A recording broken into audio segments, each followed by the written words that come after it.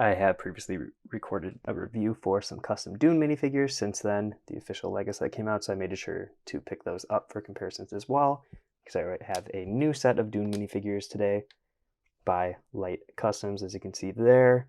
We're going to have another version of Paul Atreides, and I bought this from Bricks and Figs DE from Germany, I believe, so it's kind of fun to get the cool little Christmas card and popping the minifigures out of the bag. Paul, and then also another Dune minifigure. So we're going to take these out of the packaging and take a closer look at those. For Paul and Fade, harkonnen, minifigures are separately packaged. I think because of his variant, his minifigure here does not have the hands actually on the torso. You can see that they're in the back there with his extra head, not in a separate packaging. I believe both capes in this set are custom cut, not official Lego fabric. Paul also comes with some extra accessories, being 2 of the custom molded hair pieces that they made for the minifigure, as well as an extra head. Again, custom cut cape based on one of their actual capes that they do make. So a little bit of everything to take a look at, so let's jump in and get it on the stand. Taking the first look at the base Paul without the extra parts on. Still suit is surprisingly close to the official Lego one. Looking at his dad here, you can see that the placement of all the detailing is pretty much the same. This is printed on that like gunmetal plastic, and this one is printed on tan with what appears like it should be slightly metallic to kind of match this, but it feels mostly just dark gray. Everywhere else, though, the printing is basically the same. Again, with the reflective surfaces, it's a little bit harder to match. But again, just side by side here, you can see all the different shapes are printed where they should be. But this one's printed on the tan, especially in the legs. It's a little bit more noticeable, where you can see right there on the inside of the hip, there's a little bit of that extra dark tan. Taking a look on the inside, you can see that that silver printing does wrap all the way around. So that's a nice little look and helps with the attempted like trench coat or cloak sort of design they went for here. It does have extra arm printing though, which is nice and something that is not found on the base still suits. They sold these as an extra add-on pack that sold out, unfortunately, so I couldn't pick up any of those, which would make sense if people are trying to upgrade all of the minifigures from the official set. They would want to pick up a ton of those, and they're just nice arm designs that wouldn't necessarily have to be tied to Dune. You could throw these on all sorts of different sci-fi and cyborg type characters, so I could understand why they were so popular. Again, goes for the mask, where it is going to be the exact same as the official printed ones. On this one, I feel like the eyebrows are a little low to the eye, so I really don't like that detailing. It makes him look a little weird compared to maybe some of the other facial expressions we'll look at for this minifigure. This is going to be a dual-sided head though, so you flip it around and you get the normal Paul expression here. And having it side by side with the official one, you can definitely see that this is probably a little closer to Timothée Chalamet versus this one, especially with the incorrect hair color. Putting it side by side with the version from K-Town, I feel like this hairpiece is pretty good for official options. Tossing that on, there you go, for the full Timothée Chalamet effect.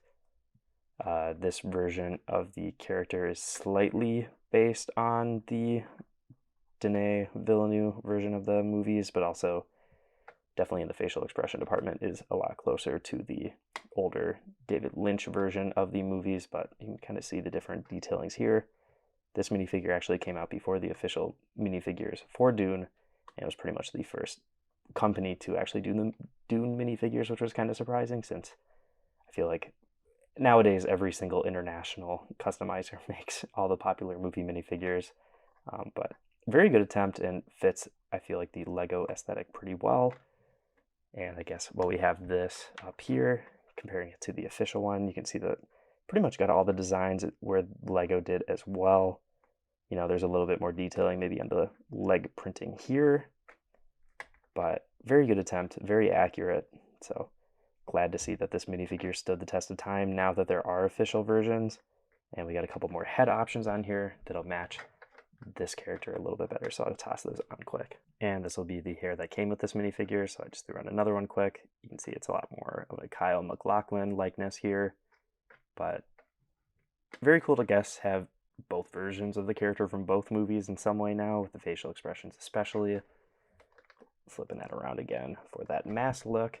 This hairpiece is great, really love it. It's just one of the better texture minifigure hairpieces. Definitely fits Timothée Chalamet in most of his character roles.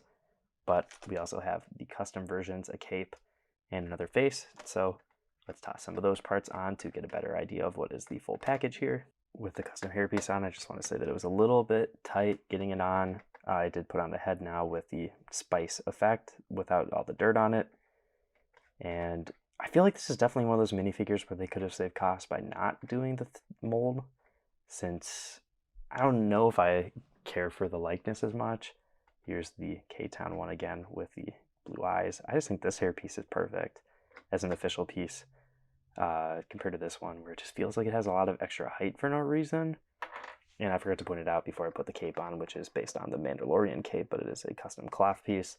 I kind of hate the design on the back.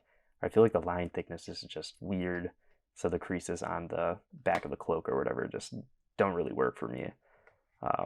So I just want to point that out quick before I forgot. It's nice to get a cape of some sort. I do think that the Mando cape is pretty good, but it would be nice if it had some like holes cut in it or something. I feel like to make it a little bit more tattered or just have more texture on it. I feel like that would fit the movie and character a little bit better. You do get a second version of the hairpiece, which I think is just meant to be like an upgrade for the official minifigure if you wanted to go that route, and you could throw on the extra head as well onto this minifigure, so it's a little bit more accurate, and so it's a bit more consistent with the custom one that you would now have. Arm printing, again, probably my favorite part so far. We have one more extra head, so I'll just flip around the hairpiece quick.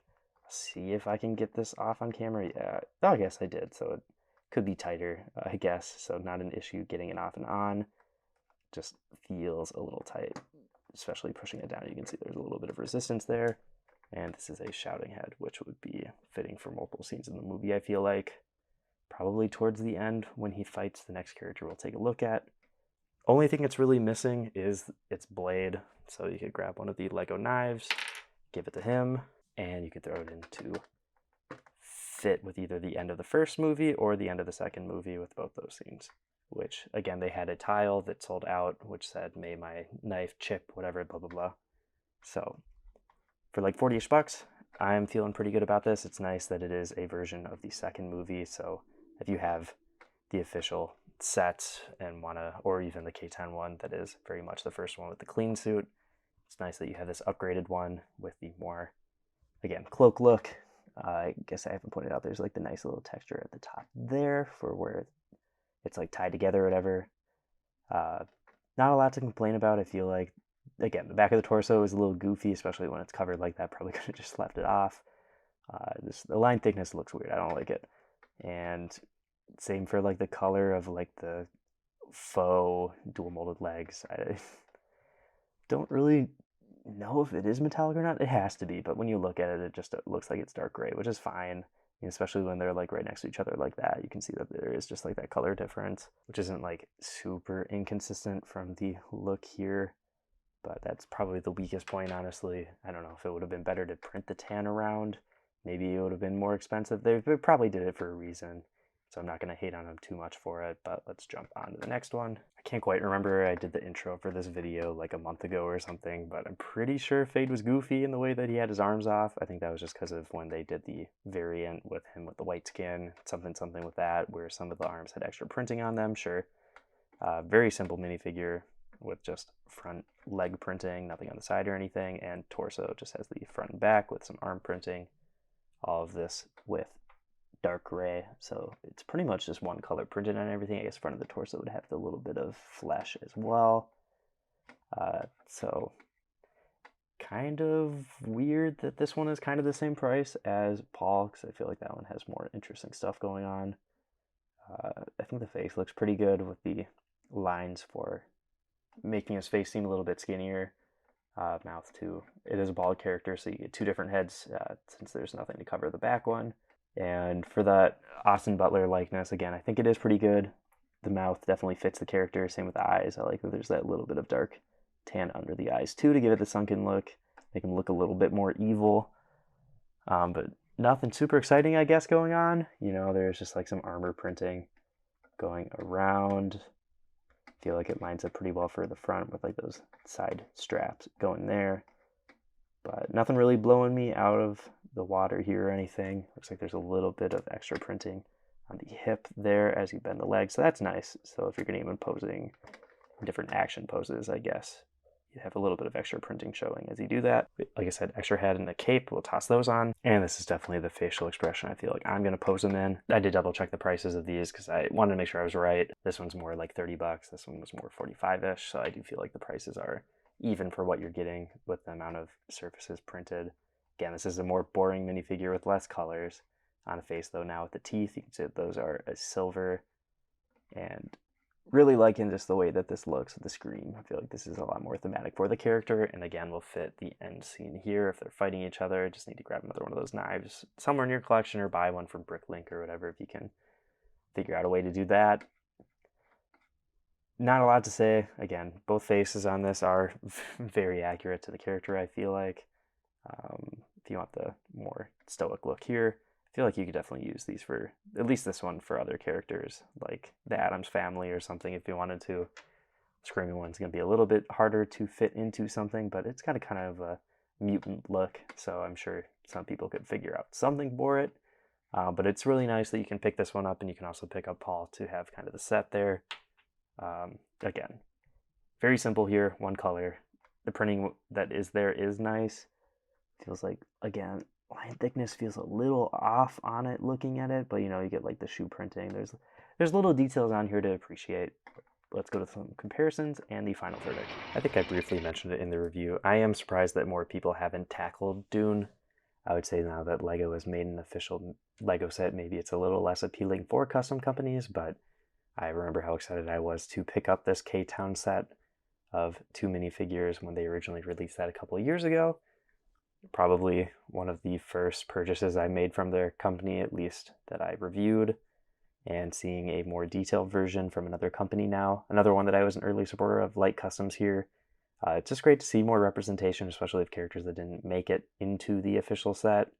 And my first Light Customs minifigure here being their John Constantine, which I'm pretty sure is their first figure. I was very happy to pick this up, and it's always fun to see companies evolve and become more popular. They're obviously known for their Star Wars stuff more, but having the 2 different Dune minifigures here was definitely great to see too. I'm bummed I didn't pick up more of the arms or was able to pick up any of the upgrades.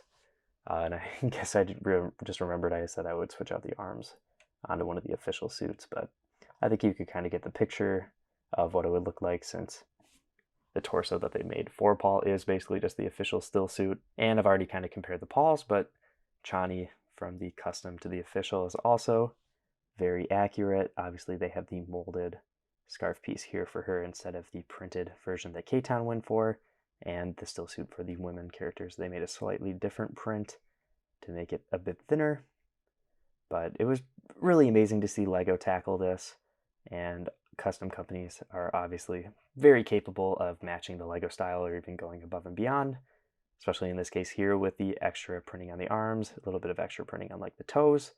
They've done a great job here to just keep the quality and insert their characters into the lineup. Obviously the level of detailing on these ones is a little bit different, a little bit more classic Lego, but if you have more Dune minifigures down the line that people make, it's going to be really easy to slap these in. And I switched out the other head onto the official Paul Atreides as well. So that's another option too, just mixing around your parts a little bit, seeing what you like, what fits where. And that is one of the best parts of Lego and custom Lego, is just having more options. And of course getting exclusive minifigures that haven't been made before to really fill in your collection. I do have more Dune minifigures that I'll be reviewing soon in the future, which were by Orbital Customs. Ooh, knocked that one down quick, but I'll be taking a look at those soon to round out my custom collection of Dune minifigures and just filling in my collection a little bit more. Very excited to see a custom Lego Christopher Walken. But let me know, what do you think? Do you have a preference on the still suits, whether it is the official ones or what K-Town did a couple years ago, and I guess now leading into additionally Light Customs and his Paul. Do you have any favorite parts, any least favorite parts of any of these minifigures? Let me know in the comments. If you want to see more custom Lego movie minifigures or custom Lego videos overall, check out all the content on my channel. I have been Brick Radiop, and I'll see you in the next video.